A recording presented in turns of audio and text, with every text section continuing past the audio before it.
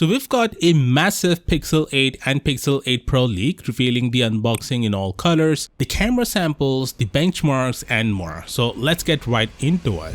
Starting with the unboxing, the Pixel 8 Pro is coming in 3 colors and we've got unboxing videos for 2 of them. First up is this fresh blue shade that Google is calling Bay. Unlike the iPhone 15 Pro Max with its subdued colors, the Pixel 8 Pro is bringing some vibrant options and I have to say it's looking pretty sharp. They've gone for a matte back instead of the glossy one, which is great for avoiding fingerprints, which isn't the case with the regular Pixel 8 as you can see. We also have the unboxing of the phone in black color. It also shows what you get inside the phone, which is a USB-C cable and an OTG connector. By the way, they've bumped up the fast charging to 30 watts on the Pixel 8 Pro from 23 watts. But unlike most companies nowadays, they've left out the charger, so you'll need to grab one if you don't have a 30 watt lying around.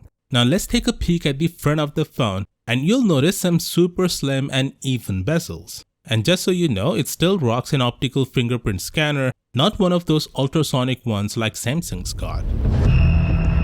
Alright, next up we've got some camera samples from both the Pixel 8 and Pixel 8 Pro. First, let's talk about the Pixel 8 Pro. These shots you're seeing are different focal lengths 0.5x, 1x, 2x and 5x. We've also got some low light images here with and without the night mode, and I've gotta say they look pretty damn impressive. Keep in mind that Twitter or X has this knack for compressing photos and videos you upload. Also, it's likely that the phone's rocking some pre-release software, so Google could potentially make things even better with updates when it officially launches. But for now, whether it's daytime or nighttime shots or those zoomed in ones, they're all looking pretty solid with plenty of detail. Quick note, it does take a moment to switch to the telephoto lens as you can see in this video, which is something the current Pixel 7 Pro and Pixel Fold also deal with. And here are some camera samples from the regular Pixel 8.